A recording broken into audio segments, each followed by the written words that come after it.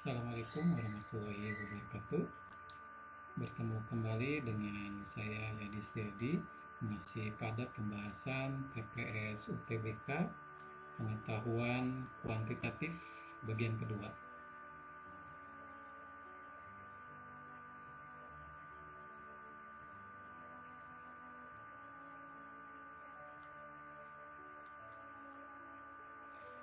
Pada tayangan sebelumnya kita sudah membahas soal ini dari nomor 1 sampai nomor 7.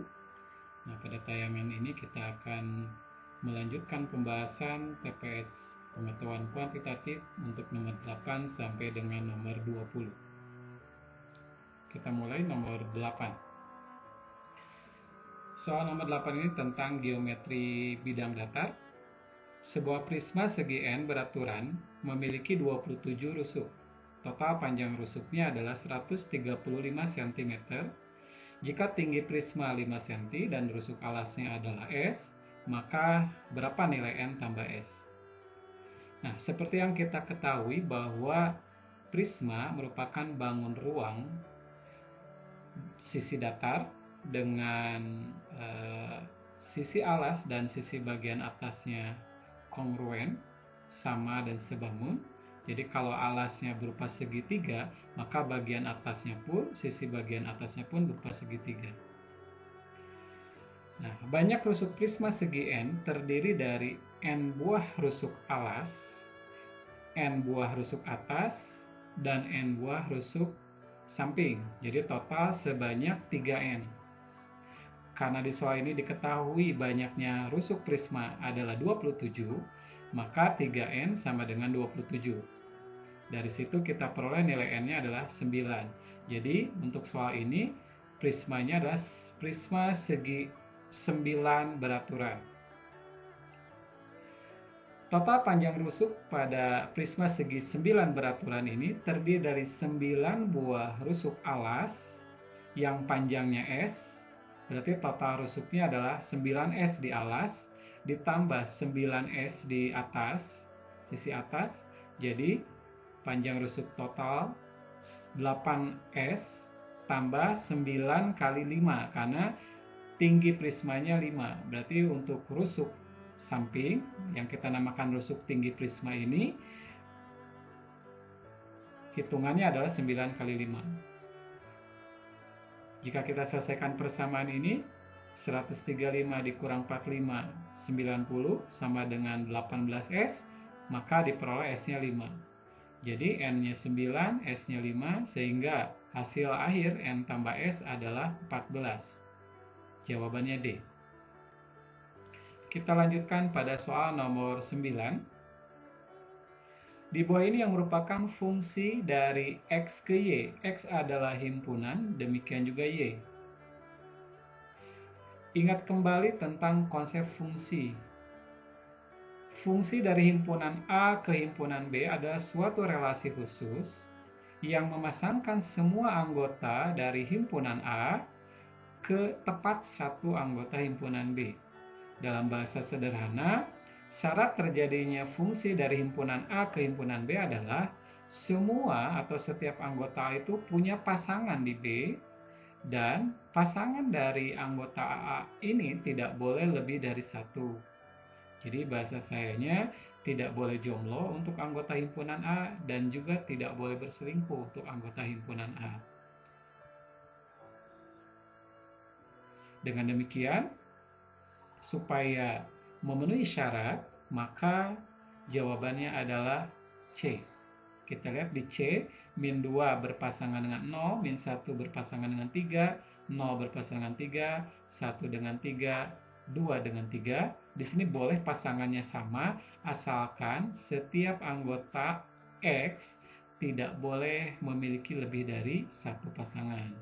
Kalau kita lihat yang option A, min 2 ini memiliki 2 pasangan, option E 5 memiliki 2 pasangan, option B 3 memiliki 2 pasang, kemudian option D 2 memiliki 2 pasangan di Y. Jadi jawaban yang benar adalah C. Kita lanjutkan pada soal yang nomor 10. Dari 60 siswa terdapat 35 orang yang gemar matematika, 25 gemar IPA, dan 5 orang tidak gemar keduanya. Berapakah perbandingan siswa yang hanya gemar matematika dan hanya gemar IPA? Baik, kalau kita totalkan 35 yang gemar matematik dengan 25 yang gemar IPA, ini sudah 60. Plus 5 yang tidak suka keduanya, jadi 65. Sedangkan diketahui di soal hanya terdapat 60 siswa. Apa artinya? Berarti dari 35 dan 25 ada sekian banyak siswa yang gemar keduanya. Jika kita ilustrasikan pada himpunan diagram Venn, S ini semesta yang menunjukkan jumlah siswa secara keseluruhan yaitu 60. A kita misalkan sebagai himpunan siswa yang gemar matematika, dan B ini adalah misalnya himpunan siswa yang gemar IPA. Maka irisan antara kedua himpunan tersebut merupakan siswa yang gemar matematika sekaligus juga yang gemar IPA. Dan siswa yang tidak menggemari keduanya kita tempatkan di luar himpunan A, juga di luar himpunan B, berarti di sini. Anggaplah bahwa yang siswa yang gemar matematika dan IPA itu sebanyak X, sehingga yang menggemari matematika saja sebanyak 35 kurang X, dan yang hanya gemar fisik, gemar IPA, sebanyak 25 dikurang X. Dan untuk siswa yang tidak menggemari keduanya, sebanyak 5 orang, kita tempatkan di luar. Total semua unsur yang ada pada baik yang di dalam himpunan A, di dalam himpunan B, dan di luar himpunan A maupun B, itu harus jadi 60. Jadi kalau kita jumlahkan 35 min X ditambah X tambah 25 kurang X ditambah 5 itu harus sama dengan 60.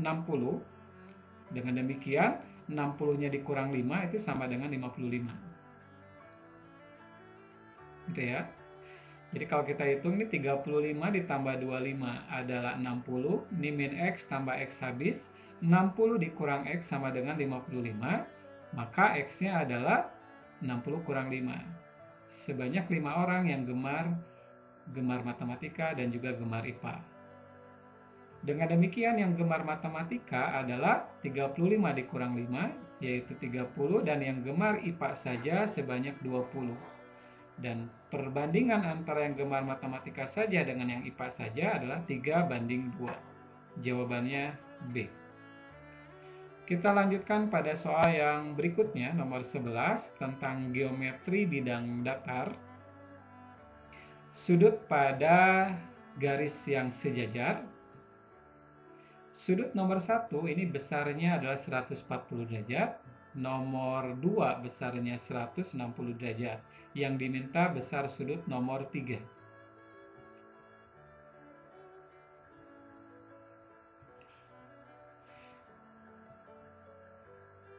Sudut nomor 6 ini adalah pelurus dari sudut nomor 2. Sehingga sudut nomor 6 diperoleh dengan cara 180 derajat dikurangi 160 derajat, yaitu sudut nomor 2. Jadi kita dapat sudut nomor 6 itu adalah 20 derajat. Berikutnya, sudut nomor 5 dengan sudut nomor 1 sama, yaitu 140 derajat. Karena nomor 5 ini di sebelah sini, gitu ya. Jadi sudut nomor 5 dengan sudut nomor 1, kalau kita lihat posisinya ini merupakan dua sudut yang dalam berseberangan. Nah, dua sudut yang posisinya dalam berseberangan besarnya adalah sama. Jadi karena sudut nomor 1 adalah 140 derajat, maka sudut nomor 5 pun 140 derajat. Nah, kita sudah punya sudut nomor 6, sudut nomor 5, maka sudut nomor 3 adalah 180 derajat dikurangi total sudut nomor 6 dan sudut nomor 5. Karena jumlah sudut di dalam segitiga, sudut dalam segitiga totalnya adalah 180 derajat. Jadi dengan demikian sudut nomor 3 ini besarnya adalah 20 derajat. Jawabannya D. Lanjut pada soal nomor 12. Nilai Y yang memenuhi sistem persamaan linear dua variabel. Ini soal yang cukup sederhana, dengan eliminasi saja kita sudah memperoleh nilai X dan nilai Y. Baik, jika persamaan 1 kita kalikan 2, berarti ini 2 kali 1 per X ditambah 2 kali 1 per Y sama dengan 2 kali 9, yaitu 18. Sedangkan persamaan 2 kita biarkan, hanya saja penulisannya saya ubah menjadi 2 dikali 1 per X, itu menggantikan 2 per X. Dan 4 dikali 1 per Y itu menggantikan 4 per Y sama dengan 6. Nah, karena bagian 2 kali 1 per X-nya sama, kita eliminasi dengan cara menggunakan pengurangan, maka suku yang bagian depan ini akan saling menghilangkan. Sedangkan 2 kali 1 per Y dikurangi min 4 kali 1 per Y, ini min 2, min ketemu min jadi plus, berarti 2 plus 4 jadinya 6. 6 kali 1 per Y sama dengan 12. Jadi kita peroleh 1 per Y-nya adalah 12 dibagi 6, yaitu 2. Dengan demikian, kalau 1 per Y-nya 2, maka Y-nya adalah 1 per 2. Jawabannya E.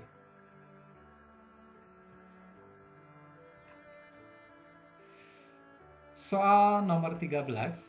Diketahui A dan B adalah bilangan asli yang kurang dari 8. Jika A kurang B habis dibagi 3, hasilnya habis dibagi 3, maka A plus B yang mungkin adalah, baik, bilangan asli dimulai dari 1, counting number, natural number. Nah, karena A dan B adalah bilangan asli yang kurang dari 8, maka kita dapat tulis A kurang dari 8 dan B kurang dari 8.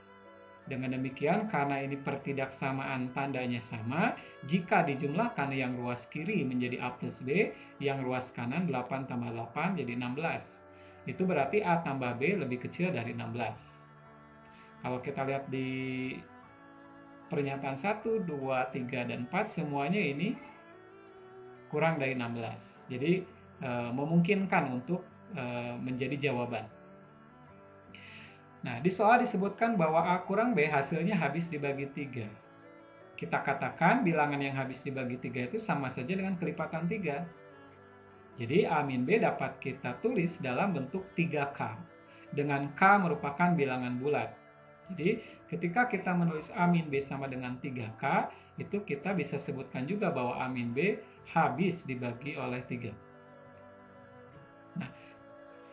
Sekarang jika kita ambil nilai K-nya sama dengan 1, K bilangan bulat, kita ambil K sama dengan 1, maka A kurang B sama dengan 3. Jadi selisih antara bilangan A dengan bilangan B ini harus 3. Jika kita kumpulkan koleksi A, B, di mana A, B ini bilangan asli yang kurang dari 8, saya mengambil A-nya 4, maka B harus 1, karena selisihnya jadi 3. Kalau A-nya 5, maka B harus 2. A-nya 6, maka B 3. A-nya 7, maka B-nya adalah 4. A-nya 8, nggak bisa, karena A-nya kurang dari 8. Nah, sehingga A tambah B dari kemungkinan pertama diperoleh 4 tambah 1, 5. 5 tambah 2, 7. 6 tambah 3, 9. Dan 7 tambah 4, 11. Nah, dari kumpulan ini yang baru muncul adalah 5 dengan 11. Gitu ya. 7 tidak dimunculkan, 9 tidak dimunculkan. Nah, sekarang bagaimana kalau kita ambil K-nya 2? 3 kali 2, 6. Jadi A dikurang B-nya adalah 6. Dan ini hanya ada satu kemungkinan, A, B-nya. Yang berselisih 6 itu jika A-nya 7, sedangkan B-nya 1. 7 kurang 1 sama dengan 6. Apakah bisa A-nya sama dengan 8? Tidak bisa. Kalau A-nya 6, dan selisihnya 6, maka B-nya harus 0. Ini pun tidak bisa, karena B-nya bilangan asli. Jadi hanya ada satu kemungkinan. A-nya 7, B-nya 1. Kalau K-nya kita memilih 2 ya, biar A min B-nya jadi 6. Sehingga dari kemungkinan kedua ini kita peroleh A tambah B-nya adalah 7 tambah 1, 8. Dan ini di pernyataan 1-4 pun tidak dimunculkan. Jadi yang muncul di pernyataan 1-4 adalah A plus B berjumlah 5, nomor 1.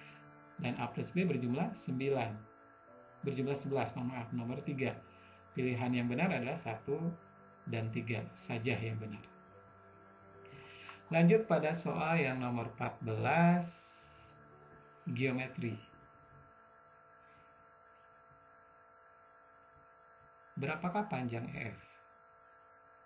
Apakah panjang EF ini bisa ditentukan apabila pernyataan 1 diberikan, yaitu AB yang panjangnya diketahui 20, kemudian CD diketahui panjangnya 30.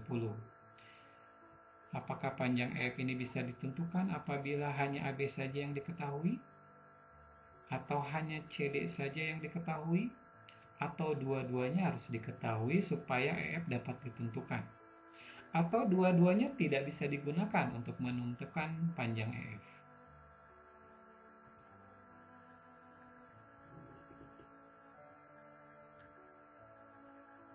Nah, soal nomor 14 ini menggunakan teorema Thales. Menurut Thales, bahwa 1 per EF akan sama dengan 1 per AB ditambah 1 per CD. Jika kita samakan penyebutnya, kemudian dioperasikan pecahan ini, maka akan diperoleh hasilnya bahwa EF sama dengan AB kali CD dibagi dengan AB tambah CD. Nah, tentunya kita bisa putuskan bahwa EF dapat dihitung nilainya apabila AB dan CD itu diketahui keduanya secara bersamaan. Dengan demikian, jawaban yang betul adalah C. Dua pernyataan bersama-sama cukup untuk menjawab pertanyaan, tetapi satu pernyataan saja tidak cukup.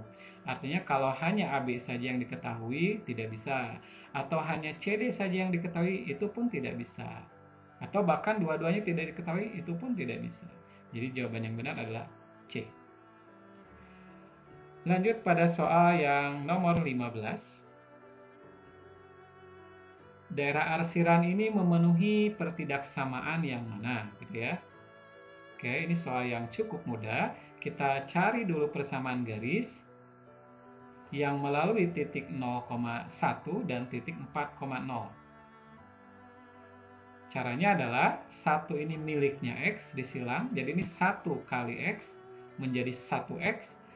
4 ini miliknya Y, berarti jadi 4 kali Y, berarti plus 4Y, sama dengan 1 kali 4, sama dengan 4. Jadi persamaan garis ini adalah X tambah 4Y sama dengan 4. Nah, karena pada garis ini diberi tanda putus-putus, maka nanti pada tanda pertidaksamaannya tanpa ada sama dengan. Jadi yang berpeluang betul adalah option A, option C, atau option E, gitu ya. Sedangkan pilihan B dan pilihan D sudah jelas salah karena mengandung tanda sama dengan. Kalau mengandung tanda sama dengan, maka si garisnya harus garis tegas atau garis utuh atau garis yang dihitamkan tanpa putus-putus. Arsiran ke arah kiri mudahnya langsung saja. Kalau diarsir ke arah kiri dan gradien garisnya negatif, posisi garisnya sedang turun, maka tanda pertidaksamaan pasti lebih kecil. Jadi ini pasti X tambah 4Y lebih kecil dari 4. Atau sama aja dengan X plus 4Y dikurang 4 lebih kecil dari 0. Itu kalau kita langsung menentukan jika arsiran ke kiri, wilayah kiri, tanda pertidaksamaan lebih kecil. Dan hanya berlaku kalau gradiennya negatif atau posisi garisnya turun seperti ini. Alangkah lebih baiknya kalau kita menggunakan titik uji 0,0 untuk mengetes, menguji apakah arsiran ini berada di wilayah yang benar ataukah tidak. Kita cek titik ujinya 0,0 berada di sini 0,0. Kalau kita substitusikan pada garis X tambah 4Y, 0 tambah 4 kali 0, nilainya adalah 0. Kalau dibandingkan dengan yang ruas kanannya 4, jelas 0 lebih kecil dari 4. Sehingga tanda yang diberikan untuk garis yang ini adalah lebih kecil. Jadi jawabannya adalah A. Lanjut pada soal nomor 16. Doni menjumlahkan nomor-nomor halaman buku yang terdiri dari 120 halaman dan setelah dijumlahkan ternyata jumlahnya itu 7.296. Ternyata dia melakukan kekeliruan, ada satu halaman yang sama dihitung 2 kali. Nah, halaman berapakah yang dihitung 2 kali tersebut?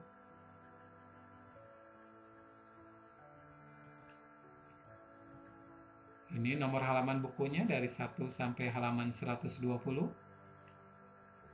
Kita misalkan bahwa nomor halaman yang terhitung 2 kali adalah X. Berarti 7.296 ini adalah hasil penjumlahan dari halaman 1, halaman 2, termasuk halaman yang sama dihitung 2 kali, X tambah X, dan terakhir halaman 120. Nah, salah satu X kita pindah ke sebelah kiri, jadi 7296 min X, yang ruas kanannya adalah 1 tambah 2 tambah seterusnya, tambah X yang satunya lagi, tambah dan seterusnya sampai 120.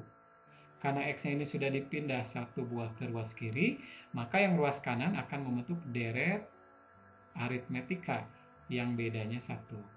Sebanyak 120 buah suku.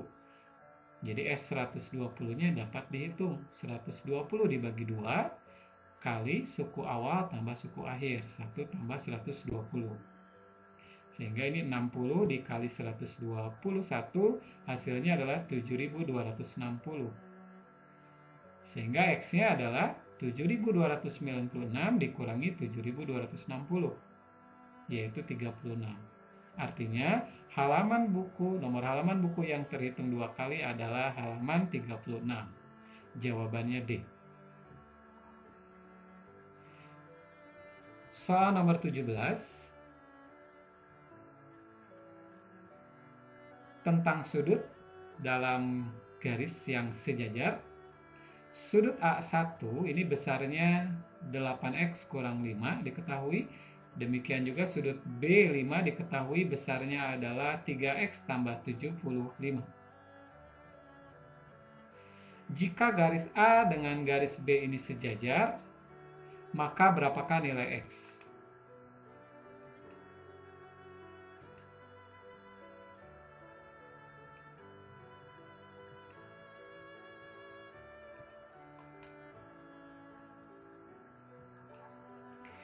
Sudut A dan sudut B5 sehadap. A1 dan B5 ini menghadap arah yang sama, jadi kita sebut sebagai sudut sehadap.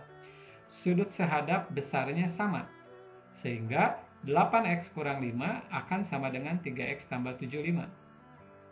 8X kurang 3X sama dengan 5X, min 5 pindah ke kanan menjadi 80, jadi X-nya adalah 14. Jawabannya C.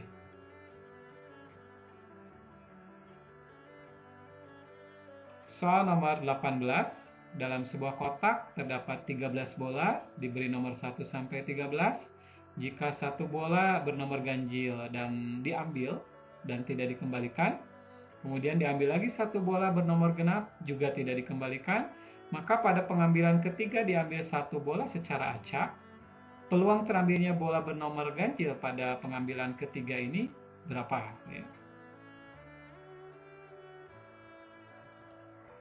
Nah, ini adalah bola bernomor ganjil, berarti 1, 3, 5, 7, 9, 11, 13. Demikian juga ini yang bernomor genap, 2, 4, 6, 8, 10, dan 12. Pada pengambilan ke-1, terambil satu bola ganjil, karena bola ganjilnya sebanyak 7 bola, dari total bolanya 13, jadi peluang pengambilan ke-1 ini adalah 7 per 13. Bola yang sudah terambil tidak dikembalikan, sehingga ruang semestanya atau ruang sampelnya itu akan berkurang 1 menjadi 12. Dan pada pengambilan kedua diambil satu bola genap. Bola genap belum terambil satu pun, jadi ada sebanyak 6 buah bola genap. Sehingga peluang pada pengambilan kedua ini adalah 6 per 12 atau setengah. Dan pada pengambilan ketiga, yang terambilnya satu bola ganjil sebanyak 7 buah, sudah diambil satu pada pengambilan pertama yang tidak dikembalikan, sehingga bola ganjil sekarang tersisa tinggal 6. Dan karena bolanya sudah diambil 2 buah pada pengambilan ke-1, 1 buah, pada pengambilan kedua 1 buah, jadi sudah ada 2 bola yang terambil. Sehingga peluang pada pengambilan ketiga ini adalah 6, sisa bola ganjil 6 dibagi 11 adalah ruang semesta atau ruang sampelnya menjadi 11. Jadi jawabannya adalah E. Soal berikutnya nomor 19. Rata-rata 19 orang siswa adalah 8. Jika nilai Joni digabungkan, maka diperoleh rata-ratanya 8,1. Berapa nilai Joni ini? Nah, kita gunakan rumus rata-rata gabungan. Banyak orang pada kelompok pertama dikali rata-rata kelompok pertama, tambah banyak orang pada kelompok kedua dikali rata-ratanya. Kalau masih ada kelompok ketiga masih bisa diteruskan. Dibagi banyak orang pada kelompok 1 tambah banyak orang pada kelompok 2. Nah, kelompok pertama ini terdiri dari 19 orang dengan rata-ratanya 8. Berarti ini 19 kali 8. Kelompok kedua hanya terdiri dari 1 orang saja, yaitu Joni. Jadi 1 kali Joni, nilai Joni, dibagi 20. 20 ini karena 19 tambah 1 ya, jadi 20. Itu menjadi 8,1 rata-rata gabungannya. Kali silang 8,1 kali 20 hasilnya 162. 19 kali 8 adalah 152 ditambah J. Sehingga nilai Joninya adalah 10. Jawabannya A.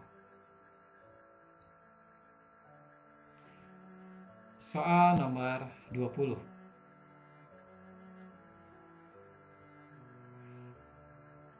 Koordinat titik potong garis K dengan sumbu X adalah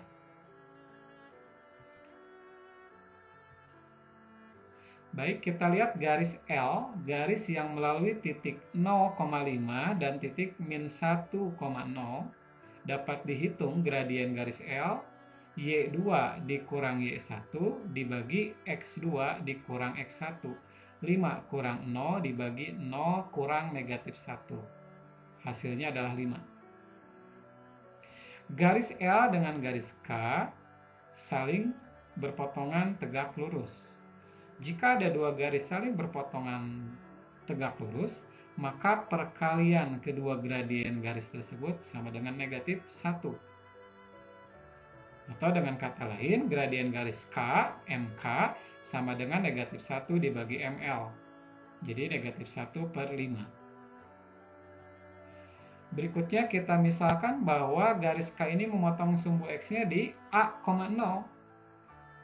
Jadi garis K melalui titik 0,5 dan melalui titik A,0. Gradiennya dapat dihitung dengan cara yang serupa di atas. 5 kurang 0, 5 kurang 0 dibagi 0 kurang A. Sama dengan negatif 1/5. Berarti 5 dibagi negatif A sama dengan negatif 1/5. Kali silang berarti 25 sama dengan A. Sehingga titik potong garis K dengan sumbu X di sini tempatnya adalah 25,0. Jawabannya D. Demikian pembahasan soal TPS UTBK untuk persiapan UTBK untuk pengetahuan kuantitatif. Terima kasih.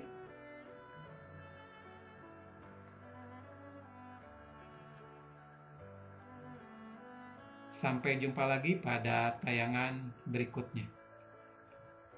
Assalamualaikum warahmatullahi wabarakatuh.